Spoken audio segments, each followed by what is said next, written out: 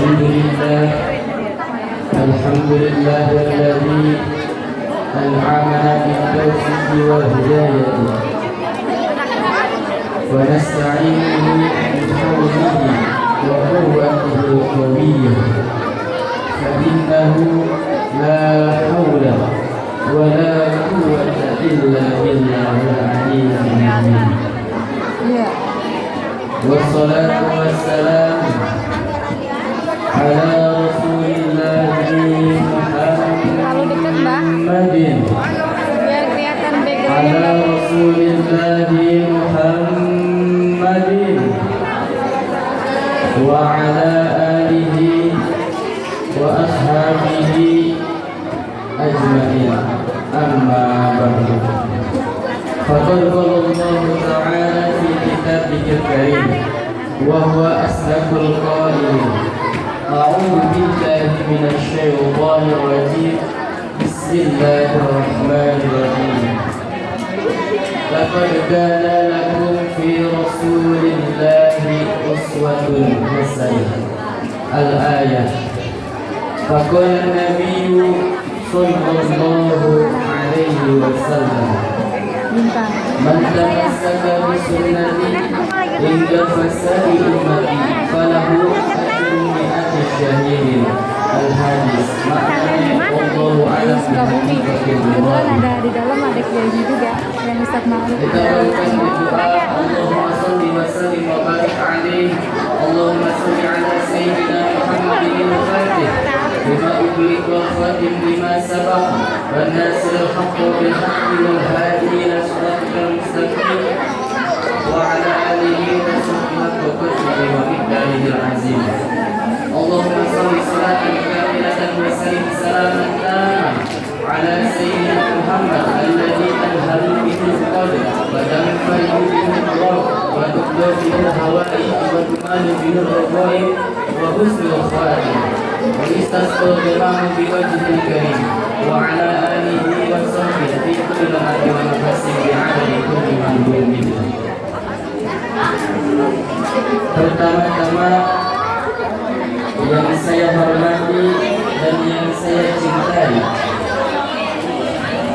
guru kita sekarang, Guru Haji Aam Ibrahim Fasili, dan yang saya hormati Dr. Ishaq Khairozi, dan yang saya hormati Ketua DKM Musola atau Ustaz Mesin Sobat, dan yang saya hormati Ustaz Misbah, Ustaz Haji Rasul Rahman SPDI, dan yang saya hormati Ustaz Muhammad Ma'ruf, dan para asatizah yang saya kasih kepada saya semoga tidak mengurangi rasa hormat dan ta'zim saya.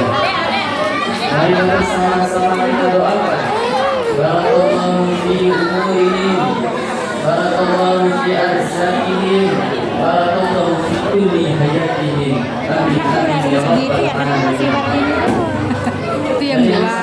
Ini pertama atau enggak tiga, Wak? Ini pertama itu. Iya, pertama ini. Yang wajahnya begitu ceria menyambut atau memperingati kelahiran Ibunda kita. Adek, ibu lagi inginin kakak. Duduk. Hadirin pada Al-Quran surat Al-Ahzab ayat 21. A'udzu billahi minasyaitonir rajim. Bismillahirrahmanirrahim. Laqad kana lakum fi rasulillahi uswatun hasanah.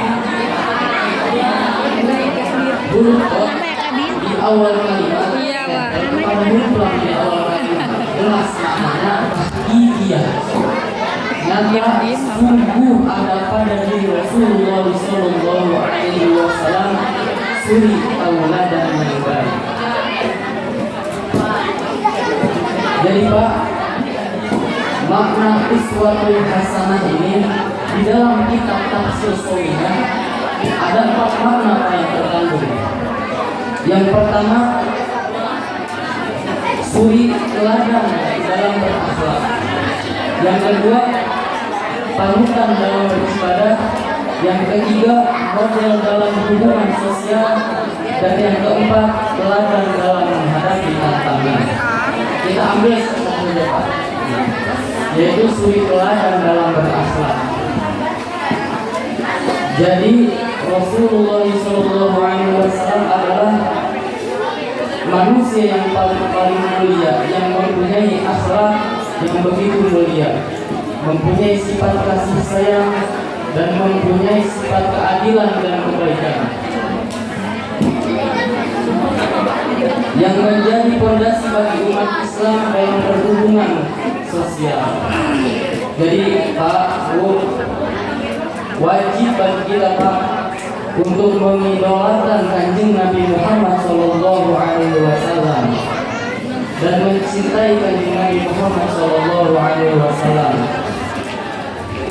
Karena Pak, saking mulianya baginda Nabi, kata Allah, laulaka lima khalaqtu aflaq.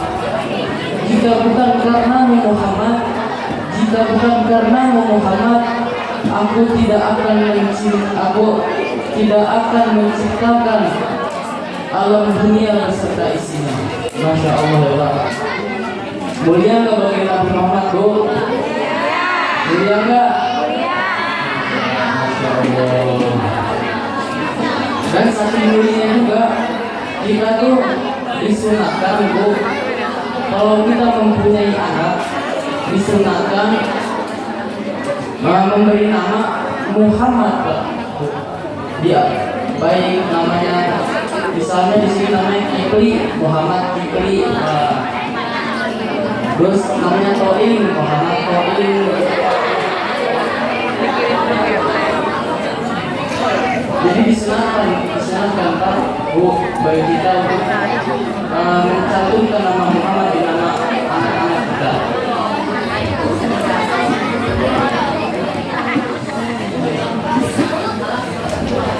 Sebelum itu saya mau nanya dulu kepada Bapak Ibu, Bu, cinta nggak Kanjeng Nabi? Cinta nggak? Lagi cinta nggak? Bohong cintanya Pak, Bu. Bohong yang cinta kalau kita tidak mengenal siapa itu Kanjeng Nabi. Jadi pada malam ini Al-Fakir akan menjelaskan Pak, ada 3 tahap untuk kita mencintai Kanjeng Nabi Muhammad SAW. Yang fase yang pertama adalah perkenalan Pak, kita harus kenal siapa itu Kanjeng Nabi. Dan fase yang kedua cinta, kita harus cinta Kanjeng Nabi, bagaimana cintanya kita Kanjeng Nabi dan bagaimana cintanya Nabi kepada kita. Dan yang ketiga adalah sayang Pak. Jadi ada 3 fase untuk kita cinta kepada Nabi. Hadirin hadirat rahimakumullah. Fase yang pertama adalah perkenalan Pak. Jadi kita harus mengenal dulu siapa Nabi, baru kita cinta. Makanya ada peribahasa begini, tak cinta maka tak kenal maka tak cinta, tak cinta maka tak sayang. Jadi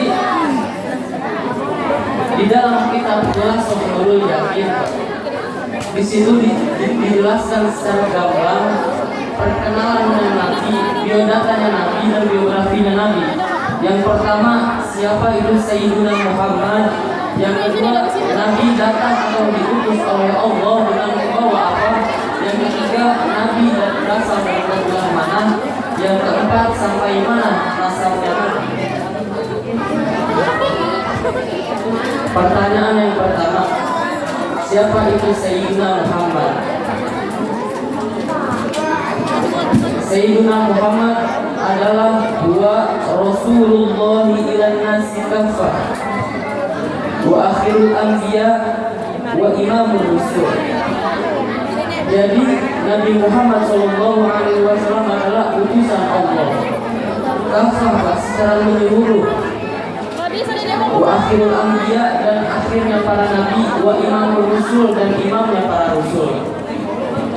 Nah, kalau kita ambil di dalam kitab Khulasaah itu Pak, rincian namanya.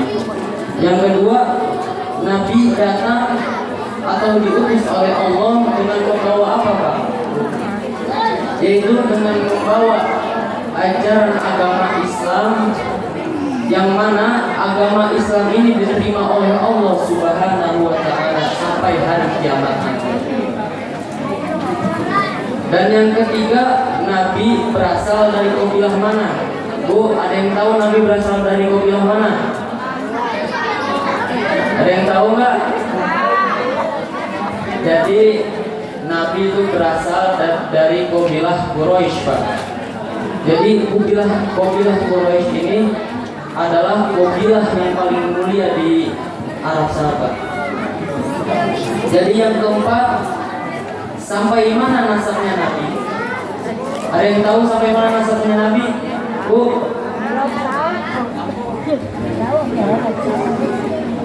Kalau kita ambil di dalam kitab Khulasaah, dijelaskan nasabnya Nabi sampai dengan Adnan, Pak.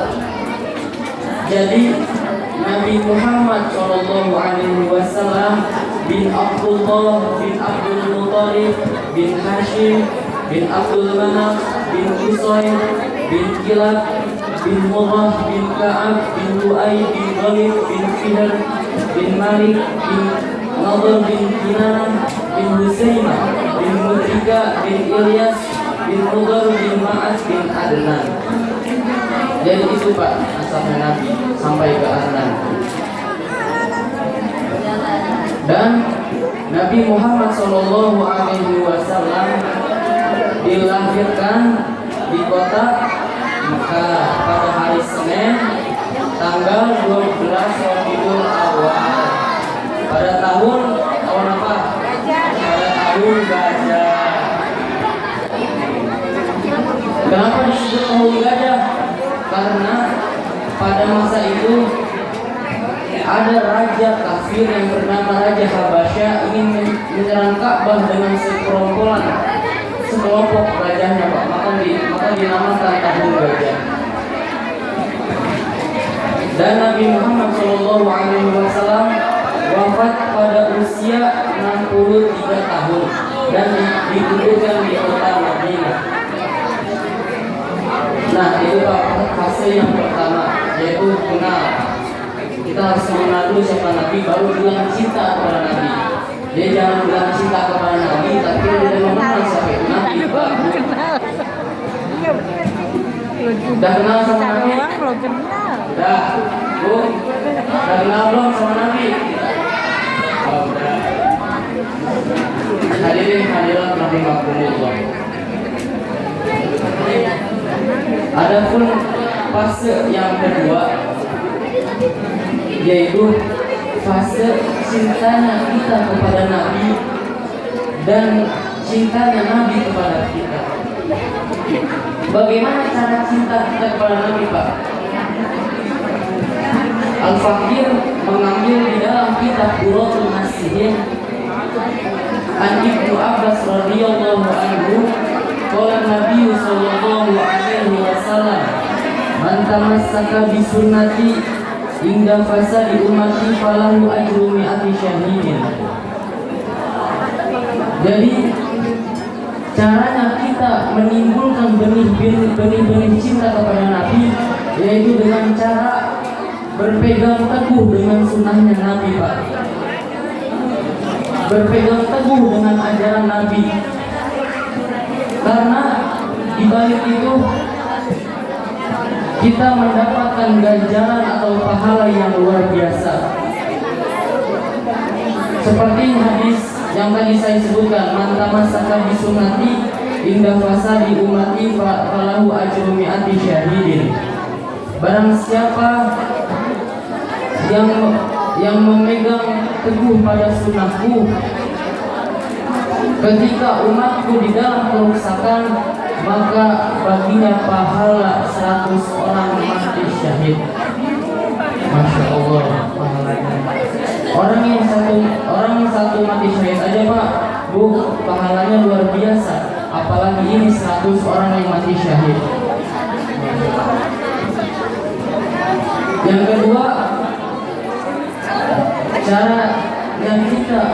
untuk menimbulkan benih-benih cinta kepada Kanjeng Nabi, yaitu dengan mendawamkan sholawat, Pak. Baik sholawat karya, sholawat jibril, sholawat fatih, dan apapun itu, minimal Pak sehari itu harus 100 atau sehabis sholat baca 10, minimal 100 lah satu hari sekali, satu hari.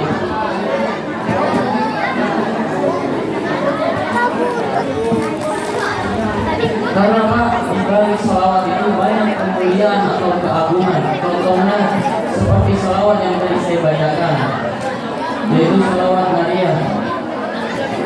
Allahumma sholli salatan kamilatan wa sallim salaman taman ala sayyidina